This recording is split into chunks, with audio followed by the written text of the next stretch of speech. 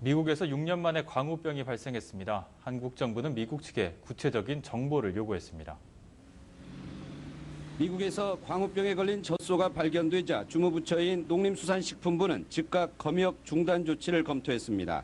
그런데 반나절 만에 입장이 바뀌었습니다. 농식품부는 검역 중단 대신 일단 검역을 강화하겠다는 입장을 내놨습니다. 표면적으로는 미국 측의 정보가 매우 제한적이고 부족하다는 점을 꼽았습니다. 따라서 미국 측에 젖소의 원령과 사료의 영양 여부 등에 대한 정보를 요청했다고 밝혔습니다.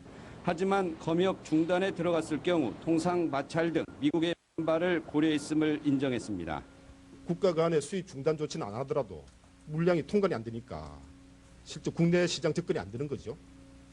대신 미국산 쇠고기에 대한 개봉 검사를 10%까지 대폭 늘리는 등 검역을 강화하겠다고 제시했습니다. 동시에 30개월 이상 된 젖소고기는 미국에서 주로 가공용 원료로 사용돼 국내 수입될 가능성은 없다고 설명했습니다. 문제는 미국산 쇠고기에 대해 우리 정부가 구체적으로 취할 수 있는 방안이 애매하다는 점입니다. 캐나다는 광우병이 발병했을 때 즉각 검역 중단을 할 수 있는데 미국은 상황이 다릅니다. 미국산 쇠고기 수입 위생 조건에 국민의 건강과 안전 보호를 위해 긴급하게 조치가 필요한 경우에만 가능하다는 겁니다. 젖소고 30개월령이 넘었다 그러고 또 비정형 구제액이라고 발표는 돼 있는 거거든요. 그래서 이제 그런 상황으로 만약에 이게 사실이라 그러면은 위험도는 굉장히 낮지 않느냐. 정부는 논란이 가열되자 미국 현지 조사 등을 거쳐 필요할 경우 검역 중단 조치와 함께 수입 위생 조건도 다시 협의할 수 있다고 밝혔습니다.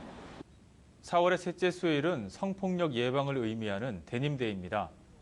데님데이는 지난 1998년 이탈리아에서 한 소녀가 성폭력을 당해 벌어진 재판에서 피해 여성이 청바지를 입었다는 이유로 가해자에게 무죄가 선고돼서 이에 대항하기 위해 만들어진 날입니다.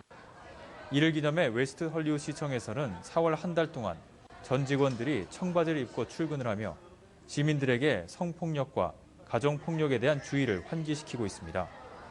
수요일 데님데이에서는 웨스트 헐리우드 시청에서 웨스트 헐리우드시의 존 두란 시장과 에비랜드 시의원 그리고 폭력 예방 단체들이 참여해 데님데이의 의미를 되새기는 자리를 가졌습니다.